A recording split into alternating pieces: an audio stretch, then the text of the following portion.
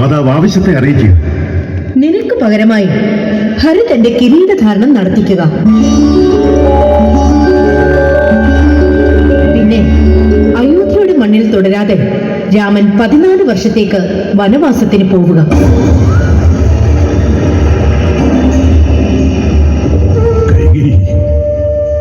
നാം നിന്റെ പാദം തൊട്ട് യാചിക്കാം. ഈ ക്രൂരചിന്തകളെ വെടിയുക. ഹരിത പിതാവേ, ഈ മകന് വേണ്ടിയാണ് അങ്ങ് മാതാവിന്റെ കാല് പിടിക്കുന്നതെങ്കിൽ വേണ്ട. രാമ, നിന്നോടുള്ള സ്നേഹവാത്സല്യങ്ങൾ മൂലം രാജാവ് അന്ധനായിരിക്കുന്നു. നിന്റെ സത്യധർമാദികൾ കൊണ്ട് വേണം അച്ഛനെ ധർമ്മപാലകനാക്കേണ്ടത്. മാതാവേ, അച്ഛന്റെ സത്യവാഗ്ദാന പാലനത്തിന് വേണ്ടി മാതാവിന്റെ ഹിതം ഞാൻ അനുസരിക്കും. ഭരതനെ രാജാവാക്കുക. സേനാപതി രാജ, ഗതിവേഗമുള്ള 2 കുതിരപ്പടയാളികളെ കേകയ രാജ്യത്തേക്ക് അയക്കുക. ഭരത ശത്രുഘ്നന്മാരെ കൂട്ടി വരിക. കൽപ്പന പോലെ. രാമ, നീ നേരത്തെ നനച്ചുകൊണ്ടുള്ള മറുപടിയാണ് പറഞ്ഞത്. രാജൻ, അഭിഷേകത്തിനുള്ള മുഹൂർത്തം നിശ്ചയിച്ചു. ആചാര്യ വിധി പ്രകാരമുള്ള വിഭവങ്ങൾ ഒരുക്കി. സപ്തസാഗരങ്ങളിൽ നിന്നുള്ള അഭിഷേക ജലകുംഭങ്ങൾ നിരത്തി. എന്നിട്ടും കൗസല്യാദേവി, ഉത്തരം ഞാൻ പറയാം. അഭിഷേകം രാമന്റേതല്ല, എന്റെ മകൻ ഭരതന്റേതാണ്. രാജൻ, ഈ മൗനം അങ്ങേക്ക് ബുദ്ധിഭ്രമം സംഭവിച്ചതിന്റെയാണോ, അതോ ധർമാധർമ്മങ്ങളുടെ വിവേചനം നഷ്ടപ്പെട്ടതിന്റെയാണോ? മൂത്തപുത്രൻ അനന്തരാവകാശം എന്ന ക്ഷത്രിയ പാരമ്പര്യത്തെ അങ്ങ് ബോധപൂർവം വിസ്മരിക്കുകയാണോ? മഹാരാജൻ, ഒരു വാദപ്രതിവാദത്തിന് കൈകേയി ഒരുക്കമല്ല. ഒന്നുകിൽ രാമൻ വനത്തിലേക്ക്, അല്ലെങ്കിൽ കൈകേയി കാലപുരിയിലേക്ക്. അതിനും അപ്പുറമുള്ള ഒരു സമവാക്യത്തിനും കൈകേയി തയ്യാറല്ല.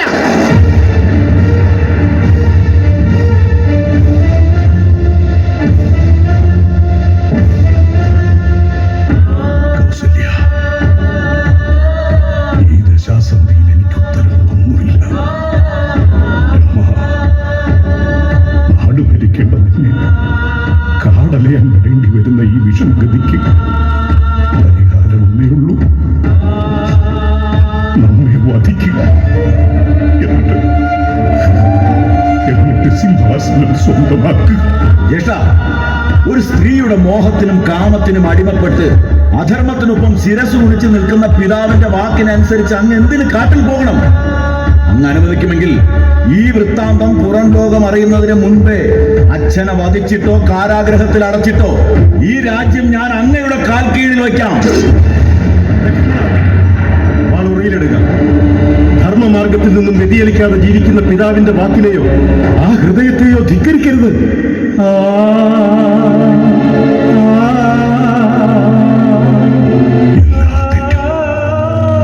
എല്ലാ കുറ്റവും നാം ഏറ്റെടുക്കുന്നു. ഏതോ ദുർബല നിമിഷത്തിൽ നൽകിയ ഒരു വാഗ്ദാനം, ഭാവിയുടെ മാറാല പുരണ്ട് കിടന്ന ഒരു സത്യവാക്ക്, ഇത്രമേൽ കരുത്തുള്ള ഒരു അഗ്നിശൈലമായി തിരിച്ചു വരുമെന്ന് നാം കരുതിയില്ല.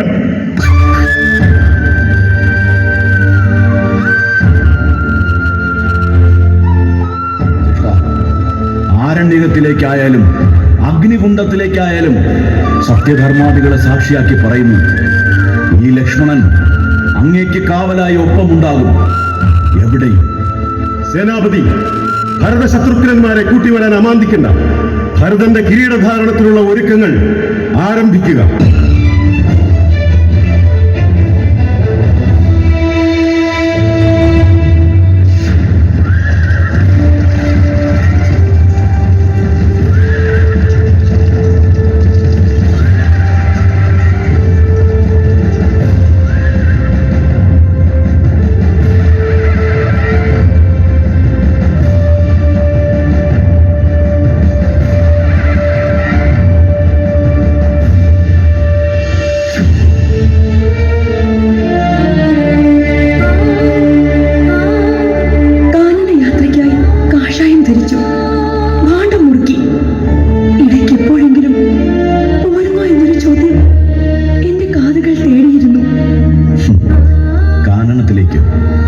അന്തഃപുരവാസികൾക്ക് അത്ര സുഖകരമാവില്ല കാനനവാസം.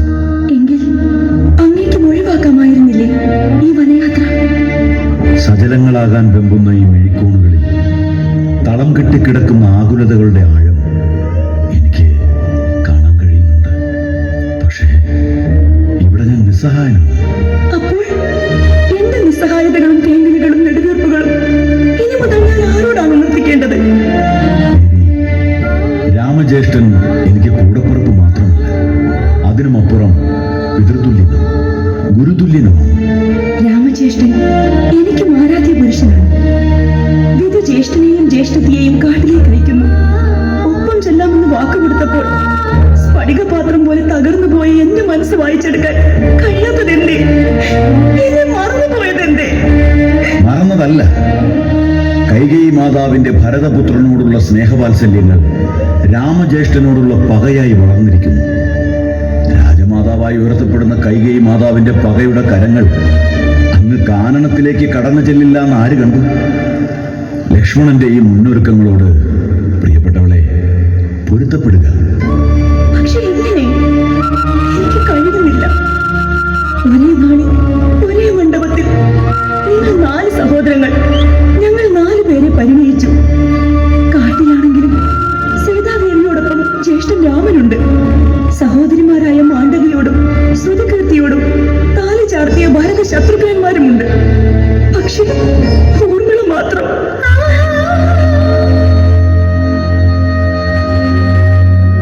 ദേവി, മടങ്ങി വരുന്നതുവരെ മാതാപിതാക്കൾക്ക് തുണയായിരിക്കുക. ഇന്നു മുതൽ 14 വർഷം കഴിഞ്ഞുള്ള അങ്ങയുടെ മടങ്ങി വരവ് വരെ ഈ ഊർമിള കാത്തിരിക്കും. എല്ലാ സ്വപ്നങ്ങളും ഉള്ളിലൊതുക്കി. ദേവി, ജ്യേഷ്ഠനോടുള്ള ബഹുമാന്യ വഴിയിൽ ഈ ലക്ഷ്മണൻ സ്വാർത്ഥനായി. ക്ഷമിക്കുക, ലക്ഷ്മണൻ മടങ്ങി വരും. ജയ ജയ രാം ശ്രീരാം, ജയ ജയ രാം.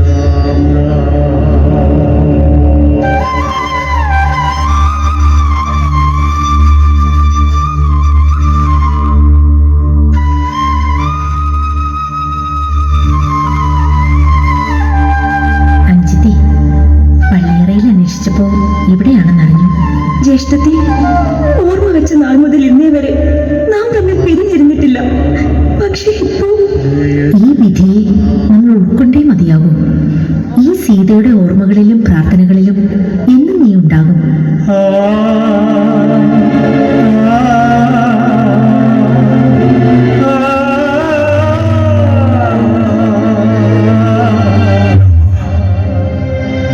യാത്രയ്ക്ക് മുമ്പുള്ള കാര്യങ്ങളൊക്കെ പൂർത്തിയാക്കി. ആചാര്യന്മാർക്കും ഗുരുജനങ്ങൾക്കും ബന്ധുക്കൾക്കും പരിചാരകർക്കും ബ്രാഹ്മണർക്കും ഗോമാതാവിനെ ഉൾപ്പെടെയുള്ള ധനധാന്യ വസ്തുക്കൾ നൽകി അനുഗ്രഹം നൽകി. നല്ലത്. നാം പൂജിക്കുന്ന കൈലാസനാഥനും ഋഷിമാരും ഗുരുനാഥന്മാരും നിനക്ക് തുണയാകട്ടെ. മകനെ രാമ, കൃതാർത്ഥതയോടെ കാട്ടിലേക്ക് പോവുക. ധർമ്മനിഷ്ഠനായ നിനക്ക് നല്ലതേ വരും. ഒരിക്കൽ നീ അയോധ്യ ഭരിക്കുന്നത് കാണാൻ ഈ അമ്മയ്ക്ക് കഴിയട്ടെ. കോസലത്തെ ജനങ്ങൾ മുഴുവൻ കൊട്ടാരമുറ്റത്തിനപ്പുറത്തെ രാജപാതയിൽ കണ്ണീരോടെ കാത്തു നിൽക്കുകയാണ് ഞങ്ങളെ യാത്രയാക്കാൻ. ലക്ഷ്മണ, രാമനെ പിതാവായും സീതയെ മാതാവായും രാമൻ വസിക്കുന്ന കാടിനെ അയോധ്യയായും കാണുക. മാതാവേ, അവിടുത്തെ സ്നേഹലാളനകൾ അനുഭവിക്കാൻ ഇടകിട്ടാതെ ഈ സീത കാട് കയറുന്നു. ഭർത്താവിന്റെ പ്രവാസം നിന്റേതായി കാണുന്ന നീ അനുഗ്രഹീതയാണ്. മാതൃകാ സ്ത്രീരത്നമായ നിനക്ക് ദീർഘായുസ്സുണ്ടാകട്ടെ. രാമനില്ലാത്ത ഈ കൊട്ടാര സുഖങ്ങളെയും ധർമ്മമില്ലാത്ത കൈകേയിയുടെ അന്തഃപുരത്തെയും നാം ഉപേക്ഷിക്കുന്നു. ഇനി ദശരഥന് വിശ്രാന്തിക്കുള്ള ഇടം കൗസല്യ നിലയും മാത്രം. മാതാവേ, ആഗ്രഹം പോലെ പിതാവിനെ ഒപ്പം കൂട്ടുക. രാമൻ യാത്രയാകും. മക്കളും ഭവ.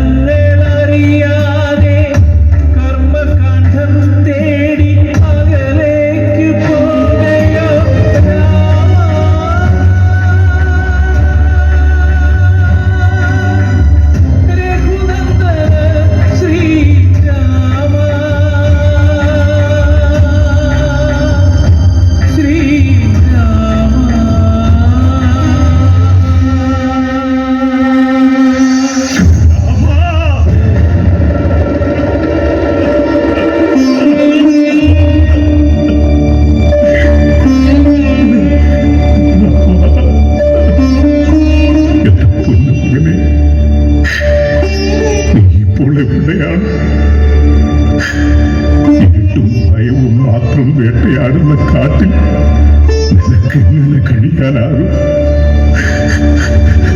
പ്രതിവേദങ്ങൾ മാധുര്യം നിറച്ച നിന്റെ നാവിലിപ്പോ കാട്ടുകനികളുടെ കയ്പും ചവർപ്പും ദുരിതം പകരുകയാണ്. പട്ടുമെത്തയിൽ വിശ്രമിക്കേണ്ട നീ ഇപ്പോൾ കാട്ടുകല്ലിനെ തരയിണയാക്കിയും കാട്ടിലകളെ ശയ്യയാക്കിയും തളർന്നു കിടക്കുകയാണോ? രാമ, നിനക്ക് വേദന പകർന്ന ഈ പിതാവിനെ നീ ശപിക്കരുതേ, നിൽക്കരുതേ എന്ന് കൊണ്ടുപോലെ.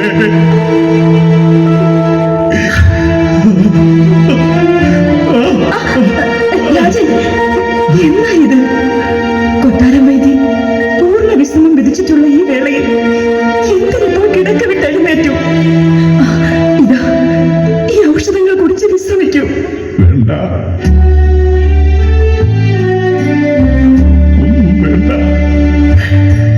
എന്റെ കുട്ടികൾ അങ്ങ് കാടകങ്ങളിൽ അലയുമ്പോൾ കായ്കനികളും തിന്ന് കാട്ടരുവിയിലെ വെള്ളവും കുടിച്ച് കഴിയുമ്പോൾ എനിക്ക് എന്തിന് ഔഷധങ്ങൾ? തമസാ നദീതീരത്തു നിന്നും അവർ സുരക്ഷിതമായി കാനനത്തിലേക്ക് പോയി എന്നല്ലേ യാത്രയാക്കി മടങ്ങിയെത്തിയ മഹാമന്ത്രി സുമന്ത്രനും സേനാപതി ജയന്തനും പറഞ്ഞത്? കൗസല്യ, കാട്ടിലെന്ത് സുരക്ഷിതത്വം? അങ്ങ് അവരെ ഓർത്ത് വിഷമിക്കേണ്ടതില്ലെന്നും നിഷാദ രാജാവായ ഗുഹൻ അവർക്ക് വേണ്ട സഹായങ്ങൾ ചെയ്യുന്നുണ്ടെന്നും സുമന്ത്രൻ അറിയിച്ചതല്ലേ? അവിടുന്ന് ഈ പരിദേവനങ്ങൾ അവസാനിപ്പിക്കുക, വിശ്രമിക്കുക.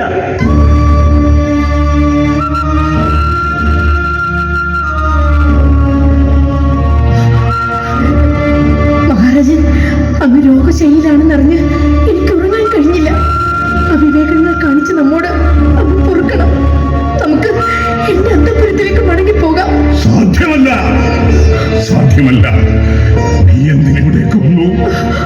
കൈകേയി എന്ന വംശനാശിനിയായ നിന്നെയും നിന്റെ അന്തഃപുരത്തെയും ഉപേക്ഷിച്ചു പോകുന്നവനാണ് നാം. മഹാരാജൻ, അങ്ങയുടെ ഈ അവഗണന താങ്ങാനാവുന്നില്ല.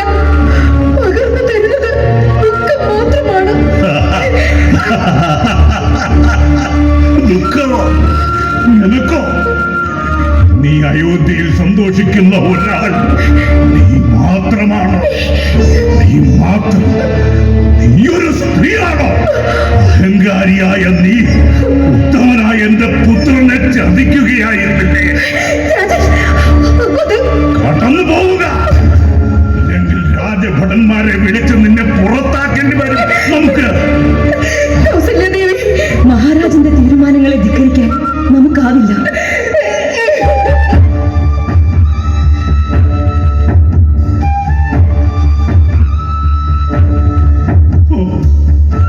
ഇത്രമാത്രം മനോവേദന അനുഭവിക്കാൻ മഹാപാപിയാണോ നാം?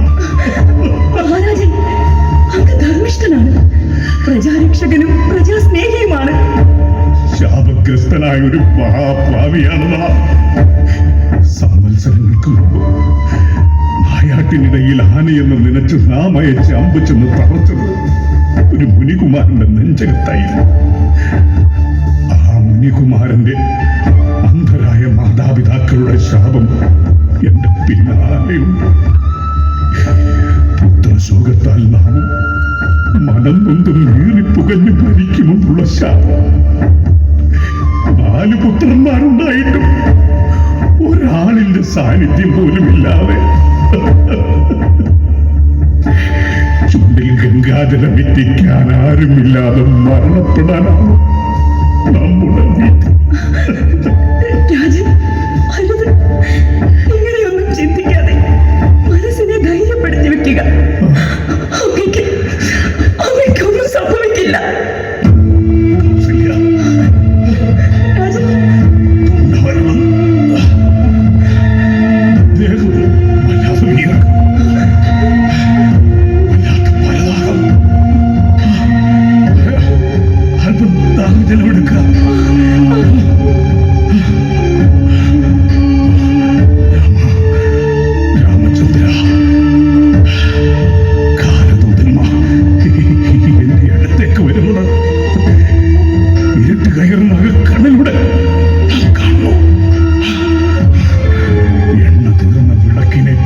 മാംസം ഉപേക്ഷിക്കുന്നത് പോലെ നമ്മുടെ ദേഹം ദേഹിയെ ഉപേക്ഷിക്കുന്നു. സിംഹാസനത്തിൽ വെൺകൊറ്റ കുടയുടെ കീഴിൽ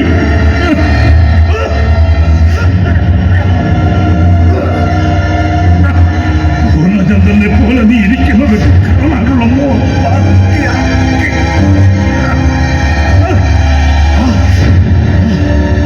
ഈ ദശരഥന്റെ മഹായാത്ര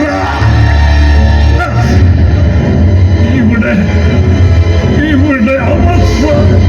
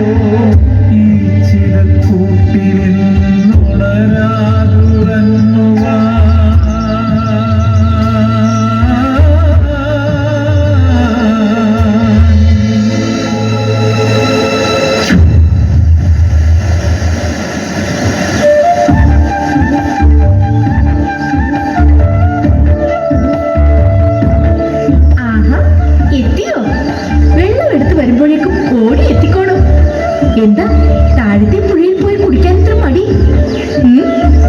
ഇതാ കുടിക്ക്.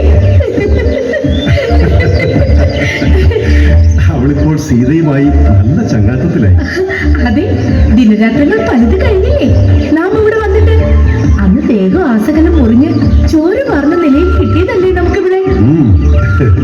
അമ്മയെ പോലെയുള്ള സീതയുടെ പരിചരണമാണ് ഇവളെ രക്ഷപ്പെടുത്തിയത്. സത്യത്തിൽ ഇവളുടെ സാന്നിധ്യമാണ് ദേവിയുടെ ഏകാന്തതയ്ക്ക് പിന്നും ശമനം നൽകിയത്. എനിക്ക് എന്റെ ഏകാന്തത കാട് കാണണമെന്ന മോഹം പണ്ടേ മനസ്സിൽ ബാക്കിയായിരുന്നു. ഇന്നിപ്പോ അടുത്ത് കാണാൻ കഴിഞ്ഞു, തൊട്ടറിയാൻ കഴിഞ്ഞു. മോഹങ്ങളില്ലാതെ ജീവിക്കാൻ കാടാണ് നല്ലത്. വിശുദ്ധി നഷ്ടപ്പെടാതെ ജീവിക്കാൻ കാടകം പോലെ മറ്റൊരിടമില്ല. എങ്കിലും സീത കൊട്ടാരത്തിൽ തന്നെ തുടരുന്നതായിരുന്നു ഉത്തമം. പ്രഭു, കുലത്തിനും കുടുംബത്തിനും കൊട്ടാരത്തിനും മീതെ സീത മണ്ണിന്റെ പുത്രിയാണ്. ഈ മണ്ണിൽ ചവിട്ടി നിൽക്കുമ്പോൾ അമ്മയുടെ മടിത്തട്ടിൽ എന്ന പോലെ സുരക്ഷിതയാണ് ഞാൻ. രാമൻ എവിടെയാണോ അവിടെയാണ് സീത. അത് കാടായാലും കുടിലായാലും കൊട്ടാരമായാലും. ജ്യേഷ്ഠ, പാരിജാത വൃക്ഷം കൊടിയടയാളമാക്കിയ ഒരു വലിയ സൈന്യം ഇങ്ങോട്ട് വരുന്നുണ്ട്.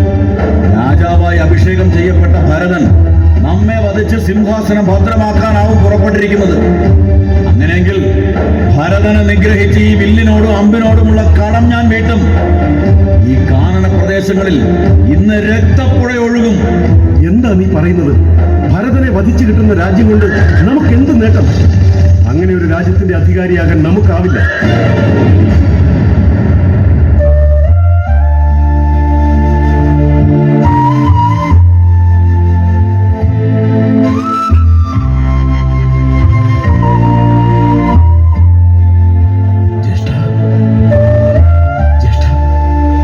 അനാഥമാക്കിയിട്ട് എന്തിനായിരുന്നു ഈ വനവാസം? ഈ അനുജൻ അപമാനവും ആത്മവേദനയും പകർന്നു നിന്നിട്ട് എന്തിനാണ് ഈ കാരണവാസം? മാതാവിനെ കൊന്നവനെ അവമാനം പെറാൻ മനസ്സില്ലാത്തതുകൊണ്ട് മാത്രമാണ് കൈകേയി മാതാവിന്റെ തലയെടുക്കാതിരുന്നത്. ഭരത, കൈകേയി മാതാവിനെ പഴിക്കുന്നത് നാം കേട്ടു നിൽക്കില്ല. കേൾക്കട്ടെ അച്ഛന്റെ സുഖവിവരങ്ങൾ.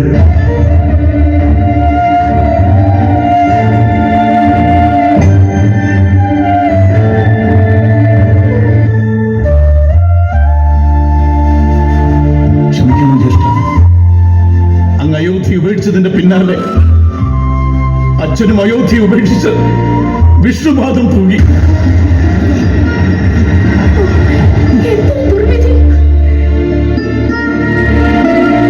ജ്യേഷ്ഠൻ അയോധ്യയിലേക്ക് മടങ്ങി വരണം. പിതാവിന്റെ സ്ഥാനത്തിരുന്ന് ഞങ്ങളെ നയിക്കണം. കഴിയില്ല, നമ്മെ നിർബന്ധിക്കരുത്. എങ്കിൽ ഞങ്ങൾ അയോധ്യയിലേക്ക് മടങ്ങുന്നില്ല. ഇവിടെ ഈ കാനനത്തിൽ തന്നെ തുടരുകയാണ്. നീ ഇങ്ങനെ ശാഠ്യം തുടരരുത്. കൈകേയി മാതാവിന്റെ അഭീഷ്ടം പോലെ നീ അയോധ്യയെ ഭരിക്കണം. എങ്കിൽ ഈ പവിത്ര പാതകങ്ങൾ എനിക്ക് തരിക. ഞാൻ ഇവയുമായി മടങ്ങിച്ചെന്ന് അങ്ങയുടെ ഓർമ്മകളുമായി അങ്ങയ്ക്ക് വേണ്ടി രാജ്യം കത്തുകൊള്ളാം. ജയ ജയ രാമ ശ്രീരാമ.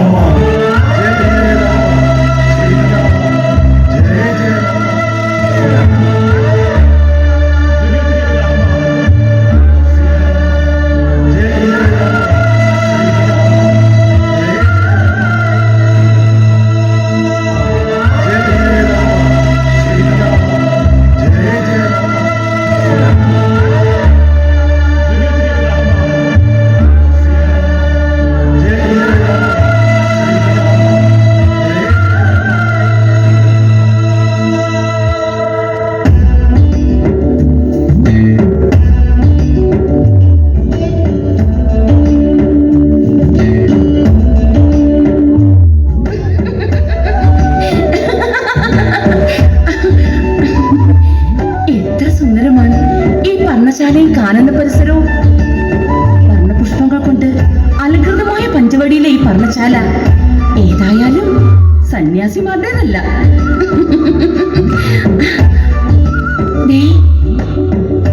ഒരു പുരുഷ ശ്രേഷ്ഠനല്ലേ ആ വരുന്നത്? എത്ര സുന്ദരനാണ് അയാൾ! ശരിക്കും രാജകുമാരൻ തന്നെ. ഇദ്ദേഹത്തെ സ്വന്തമാക്കുന്ന പെണ്ണ് എത്ര ഭാഗ്യവതിയായിരിക്കും.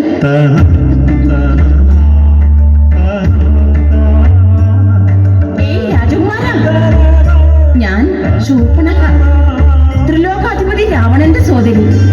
അങ്ങാരാണ്? ഞാൻ രാമൻ, അയോധ്യാധിപതിയായിരുന്ന ദശരഥരാജന്റെ പുത്രൻ.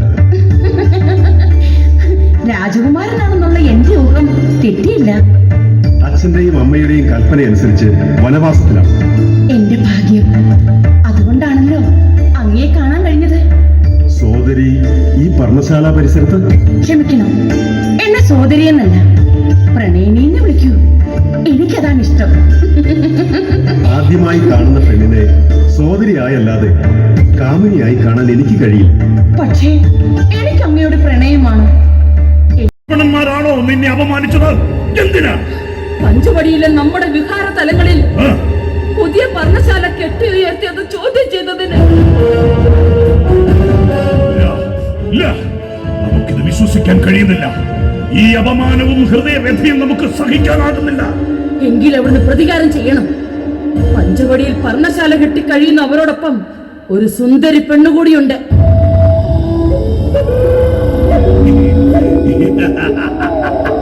സുന്ദരി പെണ്ണോ?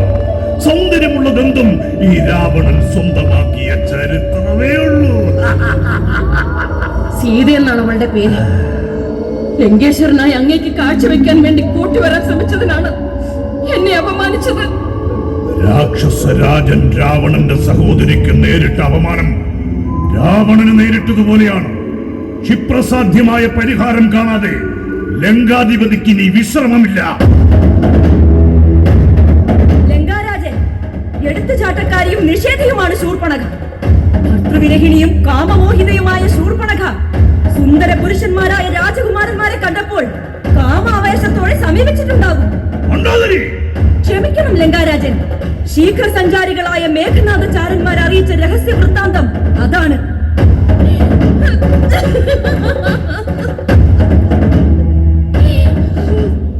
തോറ്റിരിക്കുന്നു. ഈ ശൂർപ്പണഖ വീണ്ടും അപമാനിക്കപ്പെട്ടിരിക്കുന്നു.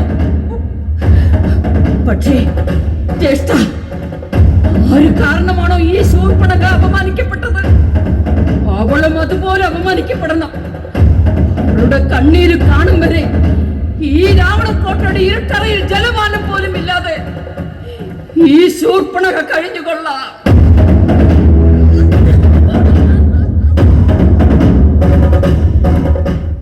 അപമാനഭാരത്താൽ വികൃതമാക്കപ്പെട്ടു നിൽക്കുന്ന എന്റെ സോദരിയെ നമുക്ക് തൃപ്തിപ്പെടുത്തിയേ പറ്റൂ.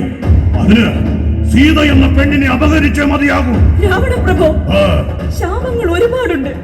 അങ്ങേ അപകടപ്പെടുത്താൻ പാകത്തിന് ശിരസിന് മുകളിൽ വഴിയിടങ്ങളിൽ പതിയിരിക്കുന്ന ഈ അപകടങ്ങളെ അങ്ങ് കാണാതിരിക്കരുത്.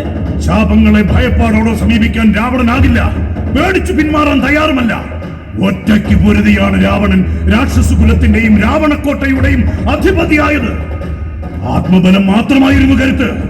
ആ കരുത്തിനെ വിശ്വസിച്ചുകൊണ്ട്, ചന്ദ്രഹാസം എന്ന വാൾക്കരുത്തിനെ വിശ്വസിച്ചുകൊണ്ട് രാവണൻ എന്ന സഹോദരൻ ഒറ്റയ്ക്ക് പോരിനിറങ്ങുന്നു. എന്റെ സഹോദരിക്കേറ്റ അപമാനത്തിനുള്ള മറുപടിയുമായി.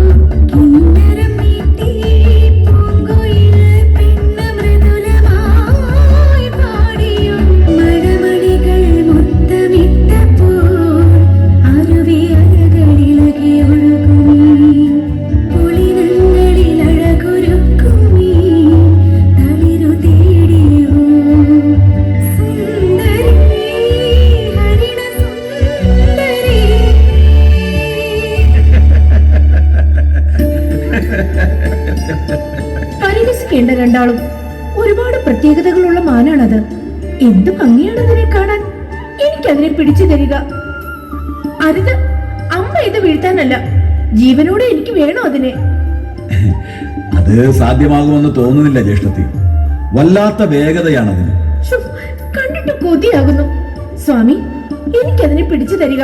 ഞാനതിനെ അരുമയായി വളർത്താം. ശരി, ശ്രമിക്കാം. ലക്ഷ്മണ, ഇവിടെ തന്നെ ഉണ്ടാകണം. ഞാൻ മടങ്ങി വരും വരെ. ശരി ജ്യേഷ്ഠ.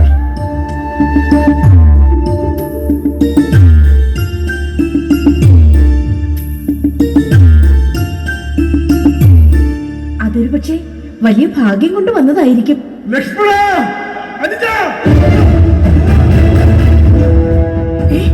സ്വാമിയുടെ ശബ്ദമല്ലേ ആ കേൾക്കുന്നത്? എന്തോ ആപത്ത് സംഭവിച്ചിരിക്കുന്നു. അവിടേക്ക് പോകുക. എന്താപത്ത്? ജ്യേഷ്ഠത്തെ പരിഭ്രമിക്കാതിരിക്കുക. ജ്യേഷ്ഠനൊന്നും സംഭവിക്കില്ല.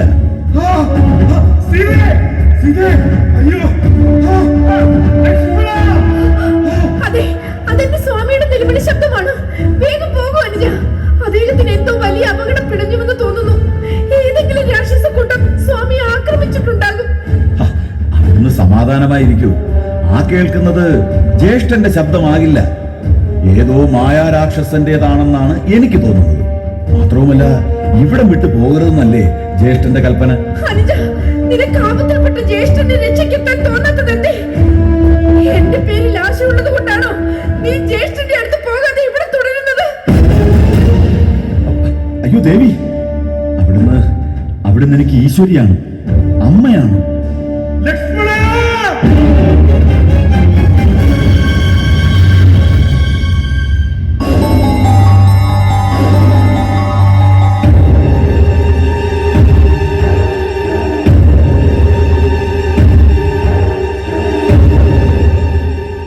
ദേവി, ജ്യേഷ്ഠനുമായി ഞാൻ മടങ്ങി വരും വരെ അവിടുന്ന് ഈ രേഖയ്ക്ക് വെളിയിലേക്ക് പോകരുതേ. വനദേവതകൾ ദേവിയെ കാക്കട്ടെ.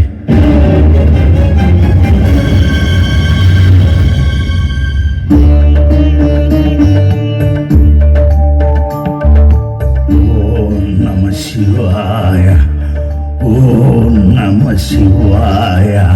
പ്രണാമം സന്യാസി വരിയ. പ്രണാമം, പ്രണാമം. ഞാനൊരു വിഷാന്തിയാണ്. ആത്മശാന്തി തേടി ദക്ഷിണ ദിക്കിൽ നിന്നും കൈലാസത്തിലേക്കുള്ള യാത്രയിലാണ്. വല്ലാത്ത ക്ഷീണം. എന്റെ സ്വാമി പുറത്തു പോയിരിക്കുകയാണ്. മടങ്ങി വന്നിട്ട് അങ്ങേ വേണ്ട വിധം സൽക്കരിച്ചോളൂ. അതുവരെ വിശ്രമിച്ചോളുക. ക്ഷമിക്കണം, അതിനുള്ള സാവകാശം എനിക്കില്ല. ദാഹനിവൃത്തിക്ക് എന്തേലും കിട്ടിയാൽ രാത്രി തങ്ങാനൊരിടം കണ്ടെത്തിക്കൊള്ളാം. അല്പം ക്ഷമിക്കണം.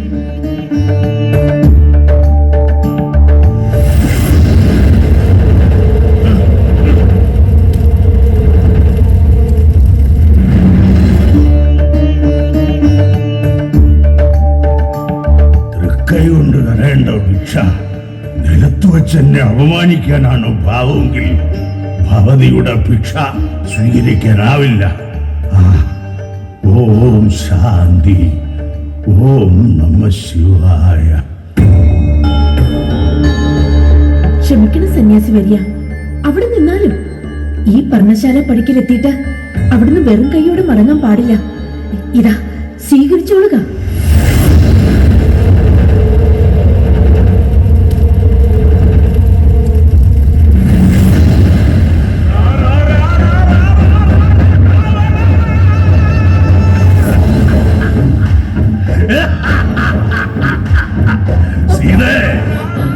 ലങ്കാധിപതി രാവണ പെരുമാൾ വെറും കൈയോടെ മടങ്ങിപ്പോവില്ല.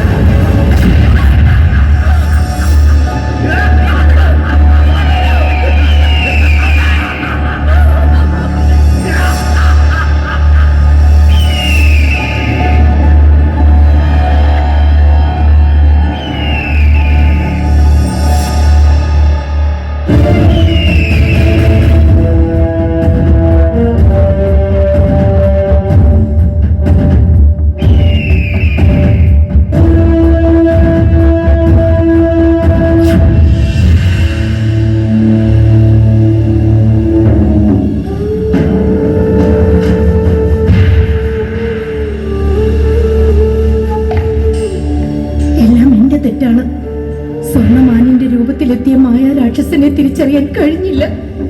ബാലിശമായ എന്റെ നിർബന്ധം കൊണ്ടാണ് എന്റെ സ്വാമിയും സഹോദരനും ആ മായാമാനിന്റെ പിന്നാലെ അലഞ്ഞത്. ഒക്കേറ്റിനും പിന്നിൽ ഈ ദുഷ്ടരാവണനാണെന്ന് അറിയാൻ വൈകി. വിധി, ഒക്കെ എന്റെ വിധി.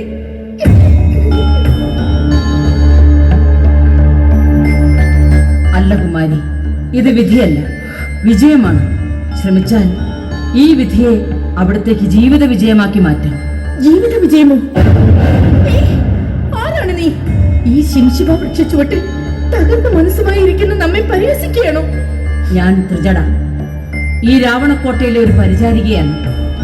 അവിടുന്ന് ഈ വാശി ഉപേക്ഷിച്ചിട്ട് ത്രിലോകാധിപതിയും ലങ്കേശ്വരനുമായ രാവണപ്രഭുവിന്റെ ഭാര്യാപദം സ്വീകരിക്കുക. മുന്നിലെ അന്ധകാരത്തിലേക്ക് നോക്കിയിരുന്ന് നെടുവീർപ്പിടാതെ സ്വർണ്ണപ്പാളികൾ അഴകുവിരിക്കുന്ന രാവണക്കോട്ടയിലെ മഹാറാണിയാവുക. എത്ര പീഡനങ്ങൾ സഹിക്കേണ്ടി വന്നാലും, എത്ര മോഹന വാഗ്ദാനങ്ങൾ തന്നാലും ഞാൻ രാമചന്ദ്ര പ്രഭുവിന്റെ സീതയാണ്. ദുഷ്ടരാവണന്റെ ഭാര്യ ആകില്ല. പക്ഷേ കുമാരി, ഇനി ഈ രാക്ഷസക്കോട്ടയിൽ രാവണരാജന്റെ പത്നീവധം മാത്രമേ അവിടത്തേക്ക് കരണീയമായിട്ടുള്ളൂ. ഒരു രാക്ഷസന്റെ ഭാര്യാപദം അലങ്കരിക്കാനോ? അതിലും ഭേദം മരണമാണ് എനിക്ക് അഭികാമ്യം. ജയ ജയ രാമ, ജയ ശ്രീരാമ.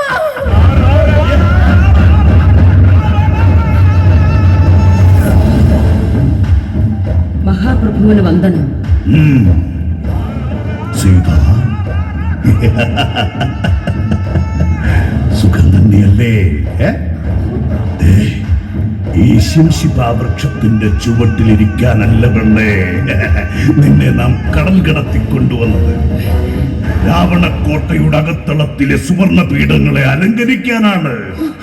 സർവഗുണ സമ്പന്നനും ആദർശവാനും മര്യാദ പുരുഷോത്തമനുമായ സൂര്യകുല നായകൻ ശ്രീരാമചന്ദ്രന്റെ പത്നിയാണ് നാം.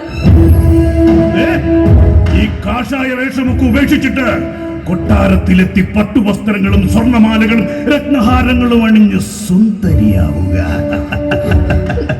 എന്നിട്ട് നമ്മുടെ പട്ടമഹിഷിയാവുക. രാക്ഷസരാജൻ, അങ്ങയ്ക്കൊരു പെണ്ണിന്റെ മനസ്സ് വായിച്ചെടുക്കാൻ അറിയില്ല. അങ്ങ് വെച്ചു നീട്ടുന്ന പട്ടുവസ്ത്രങ്ങളും ആടയാഭരണങ്ങളും കണ്ട് മതികെട്ടുറങ്ങാൻ ഞാനൊരു കാട്ടുപെണ്ണല്ല. ജനകരാജപുത്രി സീതയാണ്. ശ്രീരാമചന്ദ്ര പ്രഭുവിന്റെ പതിവ്രതയായ പത്നിയാണ്. ആ ദശരഥരാമൻ കടൽ കടന്ന് ഇവിടേക്ക് വന്ന് നിന്നെ രക്ഷിക്കുമെന്ന് ഇനിയും നീ മോഹിക്കുന്നുണ്ടെങ്കിൽ അത് വേണ്ട. അങ്ങ് ദണ്ഡകാരണ്യ വനങ്ങളിൽ നിന്നെ തേടി അലയുവാനാണ് അവന്റെ വിധി. ഒരു വിധിയും അലംഘനീയമല്ല ലങ്കാപതി. ഏത് വിധിയും ഒരു നാൾ മാറ്റിമറിക്കപ്പെടും. എന്നെ കവർന്നെടുത്തപ്പോൾ തന്നെ അങ്ങയുടെയും രാക്ഷസ വംശത്തിന്റെയും സർവനാശം ആരംഭിച്ചു കഴിഞ്ഞു. ത്രിലോകാധിപതി രാവണൻ ഇവിടെ ജീവിച്ചിരിക്കുമ്പോൾ നമ്മുടെ കുലത്തിന്റെ നാശം സംഭവിക്കുമെന്നോ? അസംഭവ്യം. ചിരിച്ചോളൂ, ആർക്കും ചിരിച്ചോളൂ. കാരണം ഇനി വരുന്ന സൂര്യോദയത്തിന്റെ നാളുകളിൽ അങ്ങ് ചിരിക്കാൻ മറന്നു പോകും. സർവനാശത്തിന്റെ തിരമാലകൾ കടൽ കടന്ന് ഈ മണ്ണിലേക്ക് ഇരമ്പിയോർത്തു വരും. കടൽ കടന്നൊരു വാനരൻ ഈ ലങ്കയുടെ മണ്ണിലേക്ക് വന്നതുകൊണ്ടും കുറച്ച് നാശനഷ്ടങ്ങൾ വരുത്തിയത് കൊണ്ടും സീത ഒരുപാടങ്ങ് മോഹിക്കരുത്. അതാ പീറക്കുരങ്ങന്റെ ആയുസിന്റെ ബലം. തേരിൽ കയറി പാഞ്ഞു പോയിട്ടുണ്ട് എന്റെ ഇളയ പുത്രൻ അക്ഷകുമാരൻ.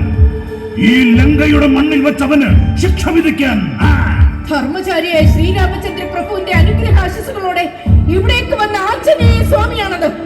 തളയ്ക്കാനും പിടിച്ചു കെട്ടാനും രാക്ഷസകുലം മുഴുവൻ എതിർത്ത് വന്നാലും നടക്കില്ല. ലങ്കാപതിക്ക് ദുഃഖിക്കേണ്ടി വരും, ഒരുപാട് ദുഃഖിക്കേണ്ടി വരും.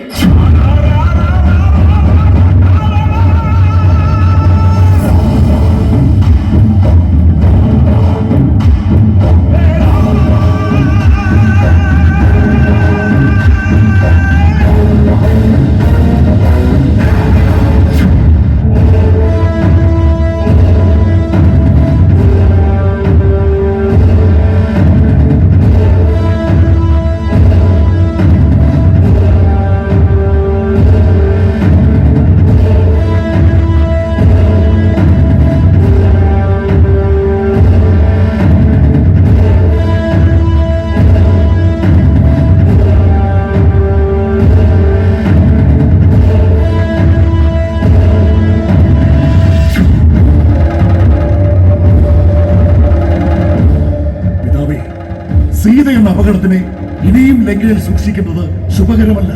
ഒഴിവാക്കുക. ഇറ്റുവീഴുന്ന പെണ്ണിന്റെ കണ്ണുനീർ രാവണക്കോട്ടയുടെ അസ്ഥിവാരം ഇളക്കാൻ ഇടയാക്കരുത്. ദയവായി അങ്ങ് സീതയെ ലങ്കയിൽ നിന്നും ഒഴിവാക്കുക, കടൽ കടത്തിവിടുക.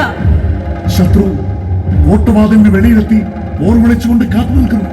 സേതുബന്ധനം തീർത്തു വരുന്ന 10,000-കണക്കിന് വാനരന്മാരുണ്ട് രാമന് കൂട്ടായി. അതുകൊണ്ട് സീതയെ മടക്കി കൊടുത്ത സന്ധിയാകണം. സാധ്യമല്ല. ശത്രു കോട്ടയ്ക്ക് വെളിയിൽ യുദ്ധസന്നാഹം ഒരുക്കുമ്പോൾ തന്നെ സന്ധിയാകാൻ രാവണൻ ഭീരുവല്ല. യുദ്ധത്തെ പേടിച്ച് പിന്മാറാനും തയ്യാറല്ല. എങ്കിൽ സീതയെ കിളച്ഛനം ചെയ്ത് ശത്രുവിന്റെ മുന്നിലേക്ക് എറിഞ്ഞു കൊടുക്കുക. അതിന് നമുക്ക് കഴിയില്ല. സീതയെ കൂട്ടിക്കൊണ്ടുവന്നത് ലങ്കയ്ക്ക് സ്വന്തമാക്കാനാണ്. അപ്പോഴും യുദ്ധം ഒഴിവാക്കാൻ അങ്ങ് തയ്യാറല്ല എന്നാണോ? ലങ്കയുടെ മണ്ണിലേക്ക് രാവണൻ ക്ഷണിച്ചുകൊണ്ടുവന്നതാണ് ഈ യുദ്ധം. അതുകൊണ്ട് രാവണൻ തന്നെ ഇനി യുദ്ധത്തിനിറങ്ങുന്നു. ഇത് അകത്തും പുറത്തും യുദ്ധത്തെ നേരിടുന്ന രാവണന്റെ പോരാട്ടം. വേണ്ടവിതാണ്. ഇച്ഛാശക്തിയുടെ ആരൂപമാണ് രാവണപ്രഭു.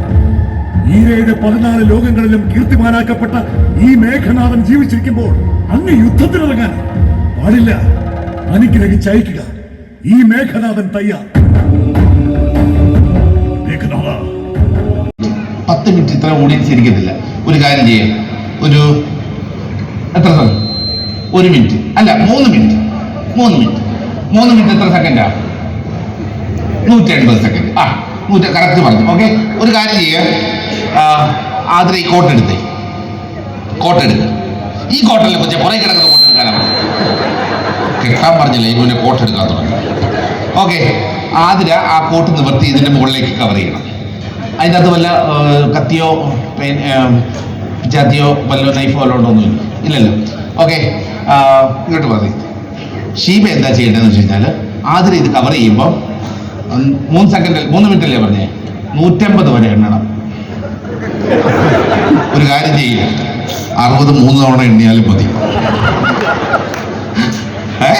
ഭയങ്കര ഓഫറാണ് കൊടുത്തിരിക്കുന്നത്. ഓക്കെ, ഇതിന്റെ മുകളിലോട്ട് അവിടെ വലത് കൈ മുന്നോട്ട് നീട്ടിയിട്ട് എണ്ണണം കേട്ടില്ല. ഇത് കവർ ചെയ്തിട്ട് നേരെയെങ്കിലും പറ്റും. 2 1 മിനിറ്റ്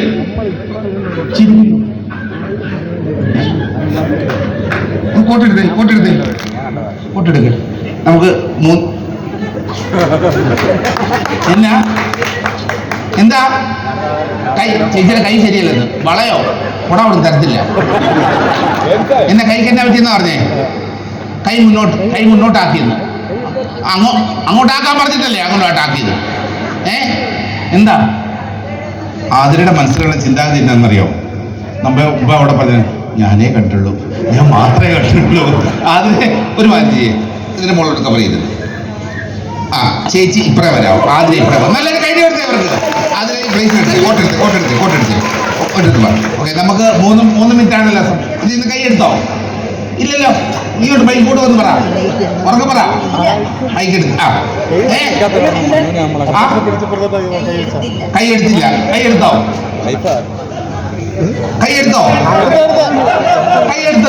ചേച്ചി. ഇവർ രണ്ടുപേരും ആ പവനെ കൈയെടുത്തത്, ഞാനല്ല. അല്ല, ഒന്ന് വലിച്ച് ഇതിന്ന് വലിച്ച് കൈ ഊരാവും നോക്കി. അങ്ങോട്ടല്ല, കൈ ഊരാവും നോക്കാൻ. 3ാമതൊരു കൈ ഉണ്ടോ? ചേച്ചി നോക്കി, 3ാമത് കൈ ഉണ്ടോ? ശീമ നോക്കിക്കേ. അതിലെ 3ാമത് കൈ ഉണ്ടോ? ഇല്ലല്ലോ. കൂട്ടിനകത്ത് എന്തോ ഉണ്ടോ? കൂട്ടിനകത്ത് വല്ലതും ഉണ്ടോ?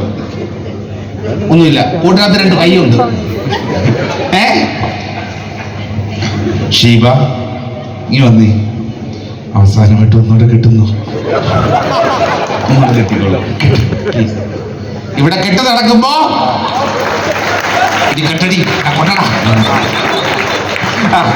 കോട്ടിന് ഒരു കൈ ഷീബയുടെ കൊടുത്തേ. ഒരു കൈ തിരിച്ച് മറ്റേ കൈ കൊടുക്കും. ഇതിന് മുകളിൽ കവർ ചെയ്തിടണം കേട്ടോ. നന്നായിട്ട് കവർ ചെയ്ത്. അങ്ങനല്ല, ഇതിങ്ങനെ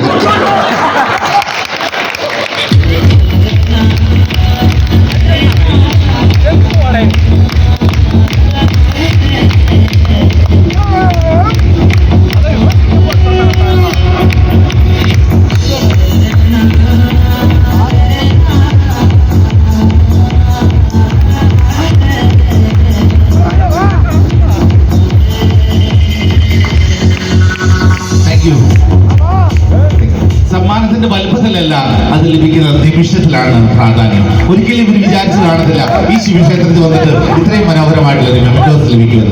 thank you very much. Actually അവർ പറഞ്ഞ കാര്യം ഒന്നാണ്, ഓഡിയൻസിൽ ആർക്കും സമ്മാനം ലഭിച്ചില്ല എങ്കിൽ എനിക്ക് സമ്മാനം ലഭിക്കാനുള്ള സാധ്യത ഉണ്ടെന്നാണ് പറഞ്ഞത്. ഓഡിയൻസുമായിട്ടുള്ളൊരു മത്സരം, ഞാൻ ജയിച്ചാൽ 1 ലക്ഷം എനിക്ക് കിട്ടും, നിങ്ങൾ ജയിച്ചാൽ നിങ്ങൾക്ക് കിട്ടും. ഒരു സിമ്പിൾ ആയിട്ടുള്ള ഒരു മാജിക് ആണ്. ഇതറിയാമോ? ഇതെന്താണ് game? XO, tic tac toe എന്ന് പറയും അല്ലേ? So I have 2 symbols. 2 ചിഹ്നങ്ങളുണ്ട്, Oയും Xും. ഇത് വെക്കാനായിട്ട് ഒരു ബോർഡ് ഉണ്ട്, അപ്പുറം ഇപ്പുറം കാണാവുന്ന അല്ലെ, ട്രാൻസ്പെറന്റ് ആണല്ലോ അല്ലേ? ഓക്കെ. സോ ഒരു സൈഡിൽ ഞാൻ കളിക്കും, ഞാൻ ജയിച്ചാൽ 1 ലക്ഷം എനിക്ക്, നിങ്ങൾ ജയിച്ചാൽ ചേട്ടായി കൊടുത്തേക്കണം 1 ലക്ഷം. കേട്ടല്ലോ? ഞാൻ ഒറ്റയ്ക്കായതുകൊണ്ട് ഞാൻ സ്റ്റാർട്ട് ചെയ്തോട്ടെ. Thank you very much. So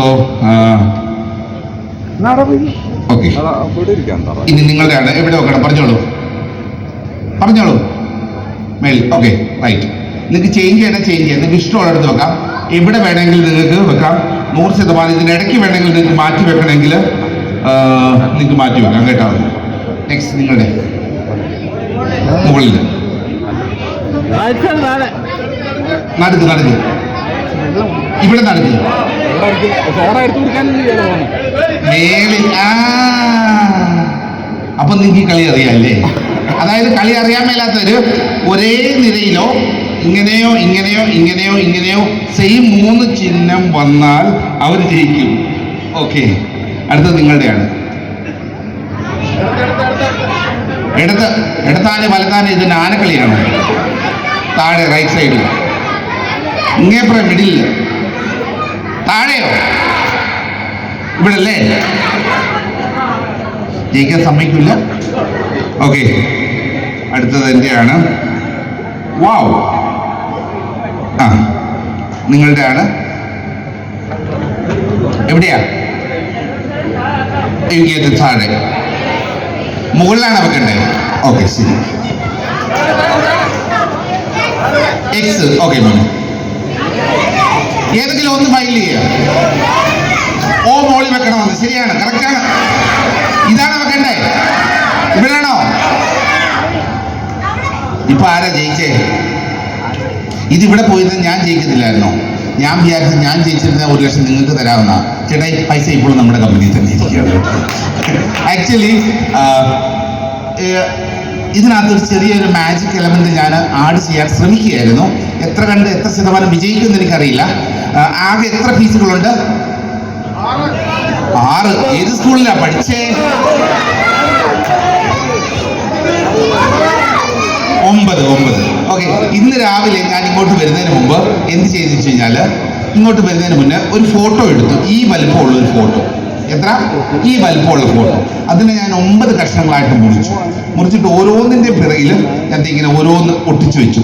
ഒരു ചേട്ടൻ മുന്നോട്ട് വന്നേ, ഒരാൾ ജസ്റ്റ് ഇവിടെ വരെ വന്നാൽ മതി, നോക്കാനാ. ബാബാ 6 പറഞ്ഞ ചേട്ടൻ ഇങ്ങോട്ട് വാ. പച്ച ഉടുപ്പിട്ട ചേട്ടാ ഇങ്ങോട്ട്. ഓക്കെ, അല്ല ഒന്നുമില്ല, ഞാനിത് ഒന്ന് കാണിക്കാൻ വേണ്ടിയിട്ടാണ്. ഇതിൽ ഒട്ടിച്ചു വെച്ചിരിക്കുകയാണെന്നുള്ളത് കാണിക്കാൻ വേണ്ടി മാത്രമുള്ളായിരുന്നു. കുഴപ്പമില്ല. ഗെയിം നിങ്ങളുടെ ഇഷ്ടത്തിനാണ് കളിച്ചത്. ആ ഒരു ചിത്രത്തിന്റെ പൂർണ്ണതയിൽ എത്തണമെങ്കിൽ അത് വളരെ ബുദ്ധിമുട്ടാണ്. ഇതിപ്പോൾ നിങ്ങൾ പറഞ്ഞ രീതിയിൽ കളിച്ചപ്പോൾ ഇങ്ങനൊരു ഔട്ട്പുട്ട് വന്നു. പക്ഷെ ഇതേ രീതിയിൽ വേറെ പല രീതിയിലും കളിക്കാമായിരുന്നല്ലോ അല്ലേ? അങ്ങനെ ആകെ ഈ 9 പീസ് കൊണ്ട് അങ്ങോട്ടും ഇങ്ങോട്ടും മാറ്റി വെച്ച് കളിച്ചു കഴിഞ്ഞാൽ എത്ര രീതിയിൽ ഇത് കളിക്കാമായിരുന്നു എന്ന് കറക്റ്റ് ഉത്തരം പറയുന്നവർക്ക് സമ്മാനമുണ്ട്. What is the probability of 9? 9ന്റെ സാധ്യത എത്രയാണ്? 18. തെറ്റാണ്. 9 തെറ്റാണ്. 3 തെറ്റാണ്. അതിനൊക്കെ ഒത്തിരി മേളിലാണ്. 36 തെറ്റാണ്. 27 തെറ്റാണ്. അല്ല, അതിൻ്റെയൊക്കെ മേളിൽ കൂടുതൽ, ഒത്തിരി കൂടുതലാണ്.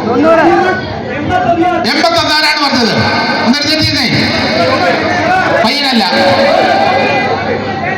പറഞ്ഞ പേര്, ആ ചേട്ടന്റെ പേരാ മിണ്ടായിരിക്കും ഒരാൾക്ക്. ജയേഷ് നല്ലൊരു കാര്യം എടുത്ത് 81 എന്നുള്ള ഉത്തരം. ആ ഉത്തരം തെറ്റാണ്. ഞാനും പറഞ്ഞത് കേട്ടോ, ഞാനും പറഞ്ഞത്. ഓക്കെ, ഞാൻ പറയാം. അതിന്റെ പേരാണ് 9 ഫാക്ടോറിയൽ. അതായത് 1 × 2 × 3 × 4 × 5 × 6 × 7 × 8 × 9. ഉത്തരം 3,62,880 സാധ്യതകളുണ്ട് ഈ 9 പീസ് അങ്ങോട്ടും ഇങ്ങോട്ടും മാറ്റിവെച്ച്. അതിനകത്ത് യഥാർത്ഥ ചിത്രം ഇതിനകത്ത് ആകാനുള്ളത് 0.0001% ആണ്. ഞാൻ കണ്ടില്ല, നിങ്ങളുടെ ഇഷ്ടത്തിലാണ് കളിച്ചത്. ഒരു 50% ആ ചിത്രമാകുകയാണെങ്കിൽ നിങ്ങൾ കൈയടിക്കണം. സ്നേഹമുള്ളവരെ, നമ്മൾ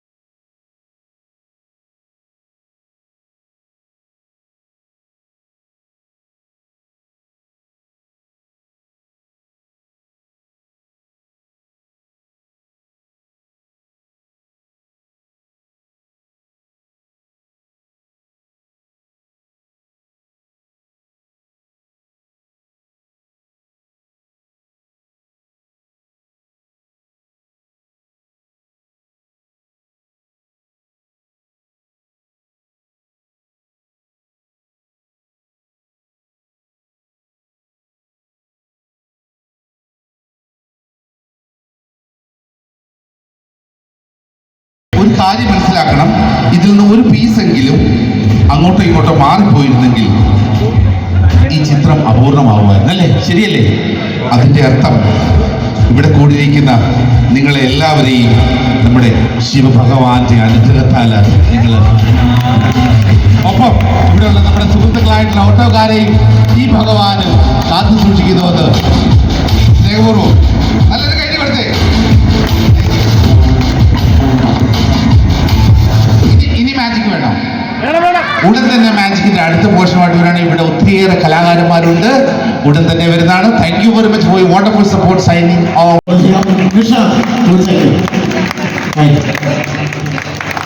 ഓഡിയൻസ് ലൈറ്റിലുണ്ടോ പ്ലീസ്? ഓഡിയൻസ് ലൈറ്റ് ഒന്നും കാണത്തില്ല. അത് പറയാൻ കാരണം നിഷാദ് നമ്മളിപ്പം പ്രൊഫൈലിൽ കണ്ട പോലെ നിഷാദിന് സംസാരശേഷിയില്ല, അതുപോലെ തന്നെ കേൾവിശക്തിയില്ല. നമ്മൾ ഇവിടെ പറയുന്നതൊന്നും അദ്ദേഹത്തിന് കേൾക്കത്തില്ല. എൻ്റെ ഒരു ലിപ്പ് മൂവ്മെൻറ്റ് അനുസരിച്ചാണ് അദ്ദേഹം കാര്യങ്ങളൊക്കെ മനസ്സിലാക്കുന്നത്. അതുപോലെ നമ്മളിടുന്ന മ്യൂസിക്കുകളോ കാര്യങ്ങളോ ഒന്നും അദ്ദേഹത്തിന് അറിയത്തില്ല. കോമഡി ഉത്സവം കണ്ടിട്ടുള്ളവർക്കറിയാം. അദ്ദേഹം ഒബ്സർവേഷൻ കൂടുതലും നമ്മൾ ഈ ഫിഗറൊക്കെ ചെയ്തില്ലേ, ഓരോ സിനിമ നടന്മാരുടെ ഫിഗറുകളും കാര്യങ്ങളും ഒക്കെ ചെയ്യുന്ന പോലെ തന്നെ ഒബ്സർവേഷൻ ഓരോ സിനിമാ താരങ്ങളുടെയും ക്രിക്കറ്റ് താരങ്ങളുടെയും ഒക്കെ മൂവ്മെൻറ്റും കാര്യങ്ങളും ഒക്കെ ഒബ്സർവ് ചെയ്ത് മ്യൂസിക് കാര്യങ്ങളൊന്നും അറിയത്തില്ല, കേൾക്കാതെയാണ് അദ്ദേഹം നമുക്ക് കോമഡി ഉത്സവത്തിൽ അദ്ദേഹം പെർഫോം ചെയ്തിരുന്നത്.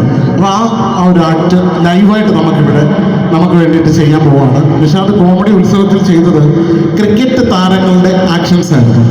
ക്രിക്കറ്റ് താരങ്ങൾ ക്രിക്കറ്റ് കളിക്കാൻ ഗ്രൗണ്ടിൽ ഇറങ്ങുമ്പോൾ ഇവർക്ക് എല്ലാവർക്കും ഓരോ മാനർസങ്ങളുണ്ട്, നമ്മുടെ സിനിമാ താരങ്ങളെ പോലെ തന്നെ. അപ്പോൾ ആ ആക്ഷൻസ് ലൈവായിട്ട് ഇവിടെ കാണിക്കുന്നു. അതിനുശേഷം മലയാള സിനിമാ താരങ്ങൾ ക്രിക്കറ്റ് കളിക്കാൻ ഗ്രൗണ്ടിൽ ഇറങ്ങിയാൽ എന്തായിരിക്കും അവരുടെ ആക്ഷൻസ് എന്നും അതിനുശേഷം നിഷാദ് നമുക്കിവിടെ കാണിച്ചു തരും. അപ്പോൾ എല്ലാവരും കൈയടിക്കുന്നത് കണ്ടാൽ മതി. അപ്പം നിഷാദിന് മനസ്സിലാകും നമ്മൾ സപ്പോർട്ട് ചെയ്യുന്നുണ്ട്. കാഴ്ചശക്തി മാത്രമേ ഉള്ളൂ അദ്ദേഹം. ഓക്കെ, എല്ലാവരും പ്രോഗ്രാം കണ്ടിട്ടുണ്ട്. എല്ലാവർക്കും താങ്ക്സ് ഓൾ. Thank you. തുടങ്ങാം. First ready. അപ്പോൾ നമ്മൾ ആദ്യം ക്രിക്കറ്റ് താരങ്ങളിൽ നിന്നാണ് തുടങ്ങുന്നത്. സച്ചിൻ ടെണ്ടുൽക്കർ. നമുക്ക് സച്ചിൻ ടെണ്ടുൽക്കറിനാണ് തുടങ്ങാം. സച്ചിൻ ടെണ്ടുൽക്കർ ക്രിക്കറ്റ് കളിക്കാൻ ക്രീസിൽ ഇറങ്ങുമ്പോൾ ഉള്ള അദ്ദേഹത്തിൻ്റെ ആക്ഷൻസ് നോക്കാം. സച്ചിൻ ടെണ്ടുൽക്കർ.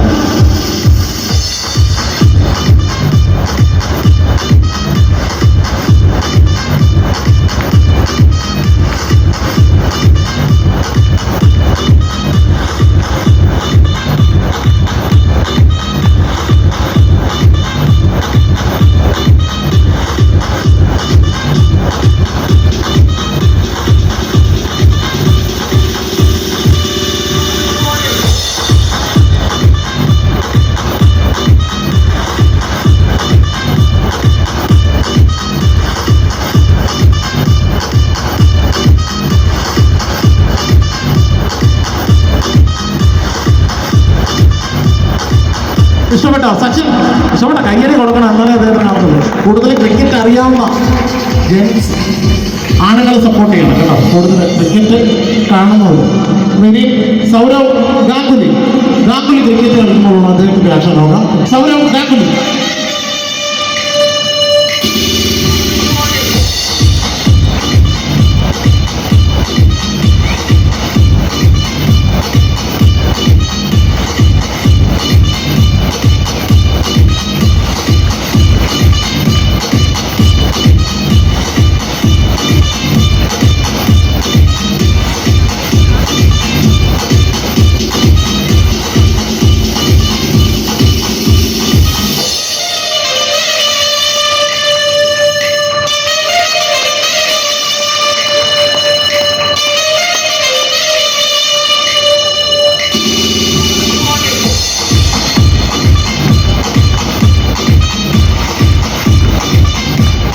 ഗാംഗുലി കയ്യടിയാണ്. ഇനി ഗാംഗുലിക്ക് ശേഷം വരുന്നു the great wall of Indian cricket, Rahul Dravid. അദ്ദേഹം ക്രിക്കറ്റ് കളിക്കുമ്പോഴുള്ള ആക്ഷൻസ്.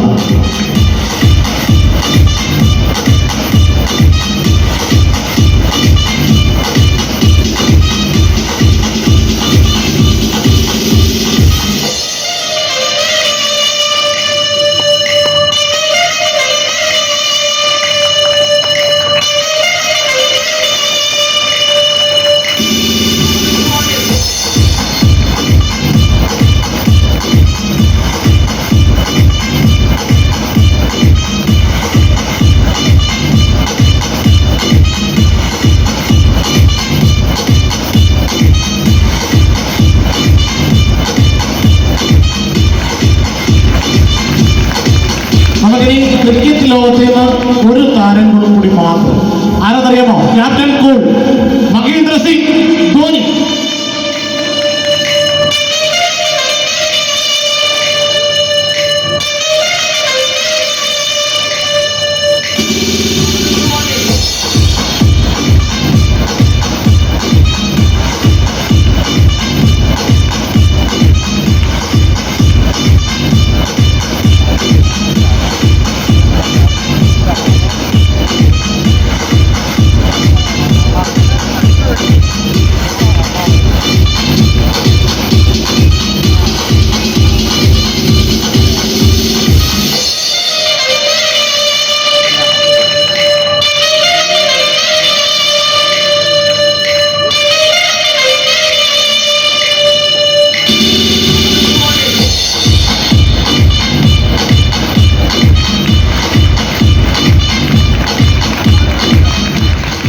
ഇഷ്ടപ്പെട്ടോ ക്രിക്കറ്റ് താരങ്ങളുടെ ആക്ഷൻസ്? ഇഷ്ടപ്പെട്ടെങ്കിൽ നല്ല കൈയ്യടിയുള്ളൂ. ഇനി സിനിമാ താരങ്ങൾ ക്രിക്കറ്റ് കളിക്കാൻ ഗ്രൗണ്ടിൽ ഇറങ്ങിയാൽ എങ്ങനെയായിരിക്കും അവരുടെ ആക്ഷൻസ് എന്ന് നോക്കാം. ആദ്യമായിട്ട് വരുന്നു മമ്മൂട്ടി ക്രിക്കറ്റ് കളിക്കുമ്പോഴുള്ള ആക്ഷൻ എന്തായിരിക്കും എന്ന് നോക്കാം. മമ്മൂട്ടി.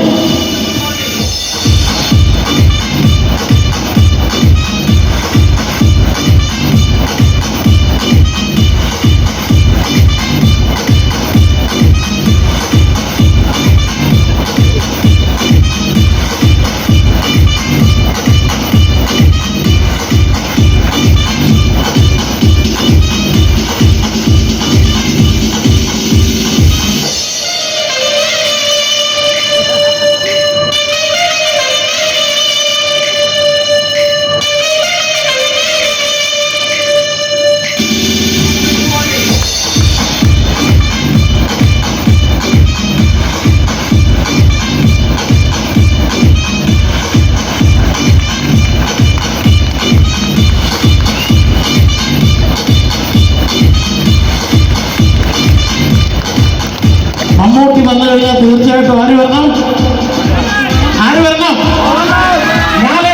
ലാലേട്ടൻ ക്രിക്കറ്റ് കളിക്കുമ്പോൾ ആഴ്ച നോക്കാം. മോഹൻലാൽ.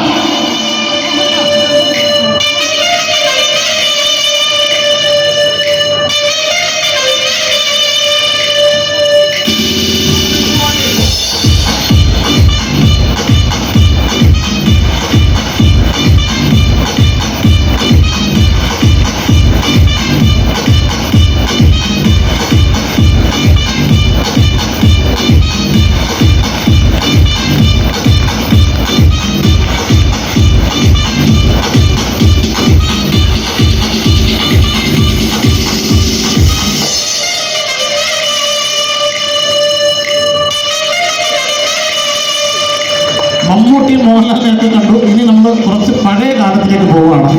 പഴയകാല ആക്ഷൻ ഹീറോ ജയൻ സാർ, അദ്ദേഹം ക്രിക്കറ്റ് കളിച്ചാൽ എന്തായിരിക്കും ആക്ഷൻസ് എന്ന് നോക്കാം. ജയൻ.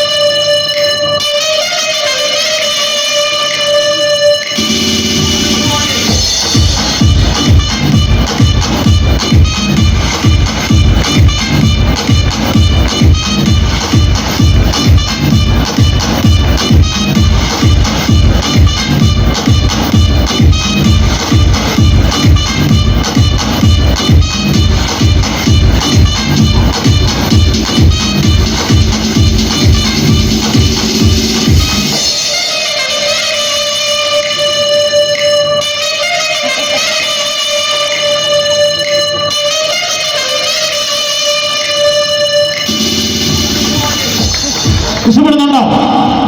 ഉണ്ടെങ്കിൽ കൈയടിച്ചു.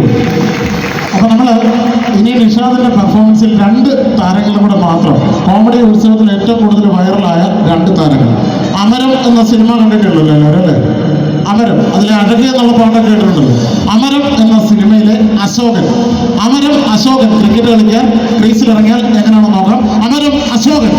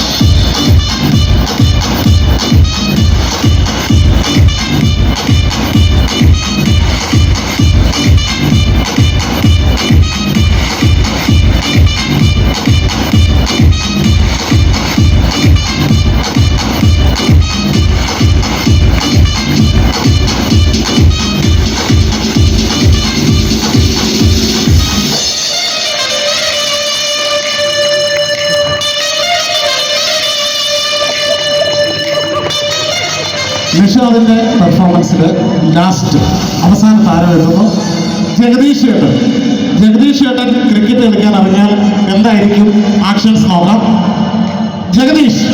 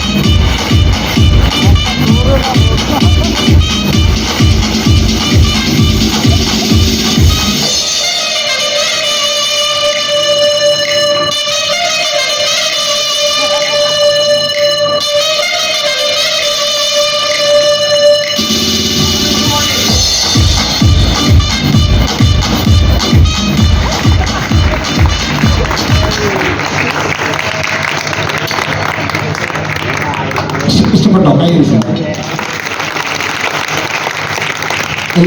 എല്ലാവരും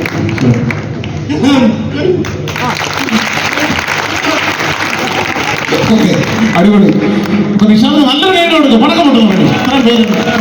താങ്ക് യു. അപ്പൊ നമുക്ക് അടുത്തൊരു അടിപൊളി പാട്ടിലേക്ക് പോകുന്നതിന് മുമ്പേ കുറച്ച് പേര് ഇവിടെ വന്നപ്പോൾ അവർക്ക് ഗിഫ്റ്റ് കൊടുത്തു.